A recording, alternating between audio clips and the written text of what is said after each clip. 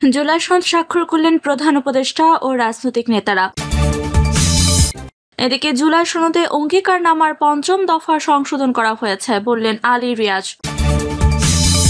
জানাবো পুলিশের লাঠি চার্জে খুলে গেল জুলাই যোদ্ধার কৃত্রিম হাত। এদিকে পুলিশের হাতে জুলাই যোদ্ধাদের মার খাওয়া লজ্জাজনক বললেন জামায়াত আমির। জানাবো শাপলা প্রতীক না পেলে কি করবে এনসিপি, জানালেন সামান্তা। এবং সর্বশেষ জানাবো জুলাই যোদ্ধাদের সঙ্গে পুলিশের সংঘর্ষ, প্রতিবাদে ঢাকা চট্টগ্রাম মহাসড়কে অবরোধ। শুনছিলেন সংবাদ শিরোনাম, এবারে বিস্তারিত। জুলাই সনদ স্বাক্ষর করলেন প্রধান উপদেষ্টা ও রাজনৈতিক নেতারা। জুলাই জাতীয় সনদে স্বাক্ষর করেছেন প্রধান উপদেষ্টা ডক্টর মোহাম্মদ ইউনূস ও দেশের প্রধান রাজনৈতিক দলের নেতারা। বিকেল ৫টার দিকে ঐতিহাসিক এই সনদে স্বাক্ষর করেন তারা। এর আগে বিকেল 4:30টায় জাতীয় সংসদের দক্ষিণ প্লাজায় জুলাই জাতীয় সনদ 2025 স্বাক্ষর অনুষ্ঠানে যোগ দেন প্রধান উপদেষ্টা ডক্টর মোহাম্মদ ইউনূস।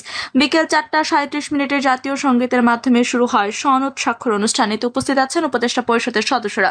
যোগ দিয়েছেন বিভিন্ন রাজনৈতিক দলের শীর্ষস্থানীয় নেতৃবৃন্দ এবং জাতীয় ঐকমত্য কমিশনের সদস্যরা। বিএনপির মহাসচিব মির্জা ফখরুল ইসলাম আলমগীর ও দলের স্থায়ী কমিটির সদস্য সালাউদ্দিন আহমেদ সনদ স্বাক্ষর অনুষ্ঠানে যোগ দিয়েছেন জামায়াত ইসলামী নায়েবে আমির সৈয়দ আব্দুল্লাহ মাহমুদ তাহের, নাগরিক ঐক্যের সভাপতি মাহমুদুর রহমান মান্না, গণসংহতি আন্দোলনের প্রধান সমন্বয়কারী জুনায়েদ সাকি, গণ অধিকার পরিষদের সভাপতি নুরুল হক নূর সহ আরো বিভিন্ন দলের নেতারা।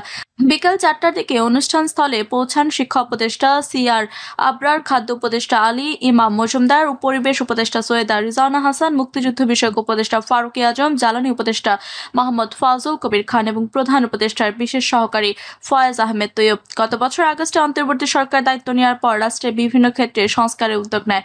প্রথম ধাপে গঠন করা 6টি সংস্কার কমিশনের সংস্কার প্রস্তাবগুলো নিয়ে দলগুলোর সঙ্গে কয়েক দফা আলোচনা করে জাতীয় ঐকমত্য কমিশন। গত ফেব্রুয়ারি থেকে জুলাই পর্যন্ত সময়ে হওয়া এসব আলোচনায় 84টি সংস্কার প্রস্তাবে ঐকমত হয়। এরপর এই 84 প্রস্তাবকে অন্তর্ভুক্ত করে জুলাই সনদের খসড়া তৈরি করে ঐকমত্য কমিশন।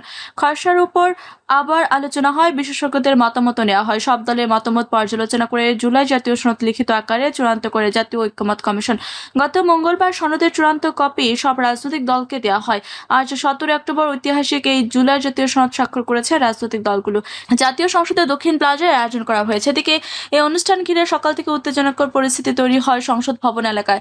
জুলাই অভ্যুত্থানে আহত ছাত্র জনতাকে রাষ্ট্রীয় স্বীকৃতি এবং জুলাই আহতদের বীর হিসেবে স্বীকৃতি প্রদান সহ 3 দফা দাবিতে সকাল থেকে অনুষ্ঠান স্থলে অবস্থান নেন জুলাই যোদ্ধারা। জাতীয় ঐকমত্য কমিশনের সহসভাপতি অধ্যাপক আলী রিয়াজ জুলাই সনদে তাদের স্বীকৃতি থাকবে জানিয়ে তাদের সরে যাওয়ার আহ্বান জানালেও আন্দোলনকারীরা তাদের অবস্থান চালিয়ে যান। পরে আইনশৃঙ্খলা রক্ষাকারী বাহিনীর সদস্যরা তাদের সংসদ ভবন এলাকা থেকে সরিয়ে দিলে ধাওয়া পাল্টা ধাওয়া হয়। জুলাই সনদে অঙ্গীকারনামার 5ম দফায় সংশোধন করা হয়েছে বললেন আলী রিয়াজ। জাতীয় ঐকমত্য কমিশনের সহসভাপতি অধ্যাপক আলী রিয়াজ বলেছেন, জুলাই বীর যোদ্ধাদের সঙ্গে গতকালের আলোচনা এবং রাজনৈতিক দলগুলোর সঙ্গে যোগাযোগের মাধ্যমে জুলাই জাতীয় সনদ 2025-এর অঙ্গীকারনামায় 5ম দফায় পরিবর্তন করা হয়েছে। এর মাধ্যমে জুলাই বীর যোদ্ধাদের দাবির প্রতিফলন ঘটিয়ে প্রয়োজনীয় জরুরি সংশোধন করা হয়েছে। এ সময় অধ্যাপক আলী রিয়াজ অঙ্গীকারনামায় 5 নং দফায় সংশোধিত ভাষ্যটি পাঠ করেন।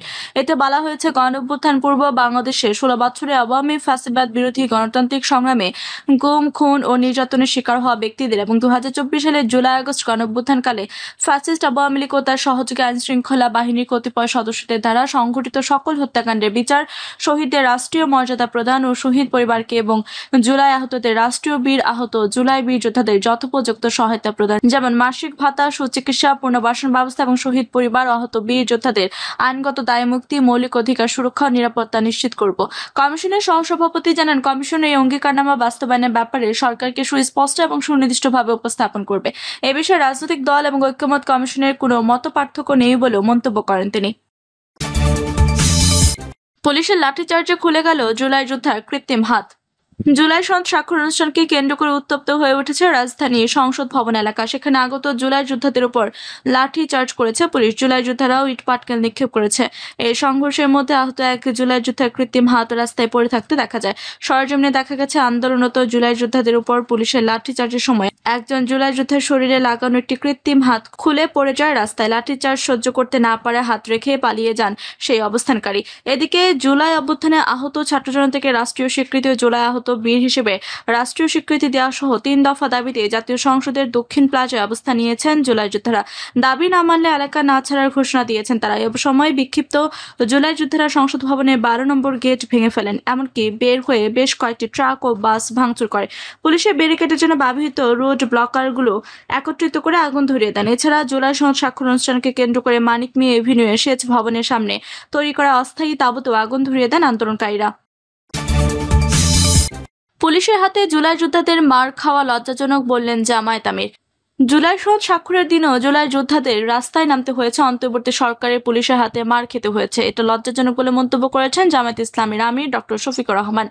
জামায়াত আমির বলেন, অন্তর্বর্তী সরকার পুলিশের হাতে জুলাই যোদ্ধাদের মার খাওয়া লজ্জাজনক। অনেকের দাবি মেনে নেওয়া হচ্ছে অথচ তাদেরকে বঞ্চিত করা হচ্ছে, এটা ঠিক হচ্ছে না। তার ভাষায়, বাংলাদেশের ইতিহাসে জামায়াতের মতো আর কাউকে জুলুমের শিকার হতে হয়নি, তাই জুলাই মুসলিমদের কষ্ট আমরা সবচেয়ে ভালো বুঝি। জামায়াত কারো বিরুদ্ধে প্রতিশোধ নেয়নি উল্লেখ করে দলটির আমির বলেন, জুলাই আন্দোলনের পর থেকে এখন পর্যন্ত কারো বিরুদ্ধে ব্যক্তিগত প্রতিশোধ নেওয়া হয়নি। সুযোগ থাকা সত্ত্বেও জামায়াত কোনো অপরাধে লিপ্ত হয়নি উল্লেখ করে ডক্টর শফিকুর রহমান এমনকি সামনের দিনগুলোতে কাউকে অপরাধ করতে দেওয়া হবে না বলেও প্রতিশ্রুতি দেন জামায়াত আমির। শাপলা প্রতীক না পেলে কি করবে এনসিপি, জানালেন সামান্তা। জাতীয় নাগরিক পার্টির জ্যেষ্ঠ যুগ্ম আহ্বায়ক সামান্তা শারমিন বলেছেন, শাপলা প্রতীক আমরা প্রতীক হিসেবে চেয়েছি পার্টি হওয়ার পরই। এটা আমরা যখন মেসেজ দিয়েছি এবং যখন বলেছি তখন কিন্তু এটার ব্যাপারে কোনো আপত্তি জানানো হয় নাই। যখনই আমরা পদযাত্রা থেকে আসলাম তারপর থেকে এই বিষয়টা শুরু হয়েছে। সামান্তা শারমিন বলেন, পদযাত্রা চলাকালে 15 দিন পরে আমরা খবর পেলাম যে শাপলা প্রতীক না দেওয়া হতে পারে। এটার কারণ হলো পুরো পদযাত্রার প্রথম 15 দিন শাপলা প্রতীক নিয়ে যে পরিমাণ মানুষের উচ্ছ্বাস দেখা গেছে এটি নজিরবিহীন। ইভেন যেদিন আমরা প্রথম অফিসিয়াল শাপলা প্রতীক চাইলাম এবং নিবন্ধন পত্রগুলো জমা দিলাম কাগজপত্র, সেই দিন পুরো সোশ্যাল মিডিয়া পুরোপুরি কাভার্ড আপ ছিল উইথ শাপলা। এটার একটা কারণ, এটা খুবই জনপ্রিয়, ইটসেলফ একটা জনপ্রিয় সিম্বল। তিনি বলেন, এটা শুধুমাত্র রাষ্ট্রীয় প্রতীক হিসেবে বিবেচনা করলে তো হবে না। শাপলা ফুলের যে নমনীয়তা, সহজলভ্যতা এবং যে কোনো জায়গায় বেঁচে থাকার অ্যাডাপ্টেবিলিটি, এটার কারণে মানুষের মনে জায়গা করে নিয়েছে। তিনি আরো বলেন, আমরা যখন এই প্রতীকটা চাচ্ছি এবং আমার পার্টির সঙ্গে এটা অনেক বেশি কনসেপচুয়ালি রিলেট করে, যখনই আমরা এটা চাইলাম এবং ইসি সিএসি যতবারই যুক্তি দেখাচ্ছে আমরা ততবারই খণ্ডন করছি।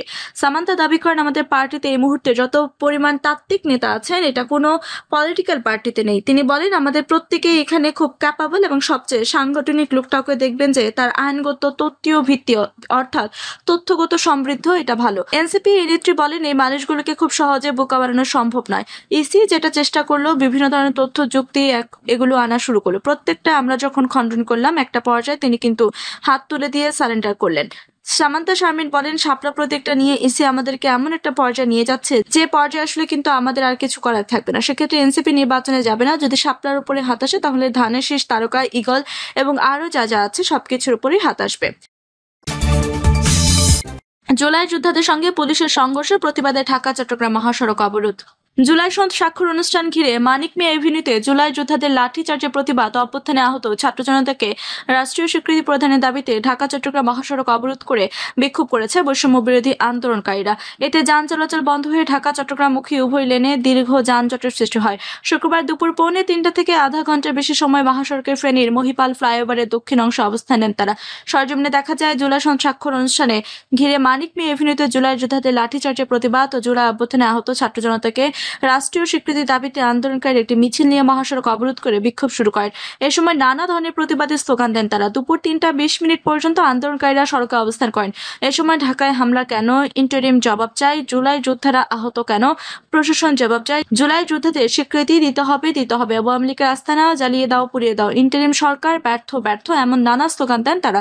নাজিমুদ্দিন নামে এক আন্দোলনকারী বলেন, জুলাই যোদ্ধাদের রক্তের উপর দিয়ে সরকার চেয়ারে বসলেও আমাদের স্বীকৃতি মেলেনি। আইনের স্বীকৃতি ছাড়া পরবর্তী কোনো সরকার এলে আমাদের নিরাপত্তা নিয়ে শঙ্কা থেকে যাবে। বাধ্য হয়ে আজ আবারও আমরা রাস্তায় নেমে এসেছি। ফেনী মডেল থানা পুলিশের পরিদর্শক সজল কান্তি দাস বলেন, অবরোধের খবর পেয়ে পুলিশ তাৎক্ষণিক ঘটনাস্থলে যায়। এখন আন্দোলনকারীরা মহাসড়ক থেকে সরে দাঁড়িয়েছে, সড়কে যান চলাচল স্বাভাবিক রয়েছে। প্রিয় দর্শক, এই ছিল এখনকার মতো সর্বশেষ সংবাদ। আপনি সব সংবাদ পেতে চ্যানেলটি সাবস্ক্রাইব করে পাশে থাকা বেল বাটনটি ক্লিক করে রাখুন। ধন্যবাদ সবাইকে এতক্ষণ সাথে থাকার জন্য।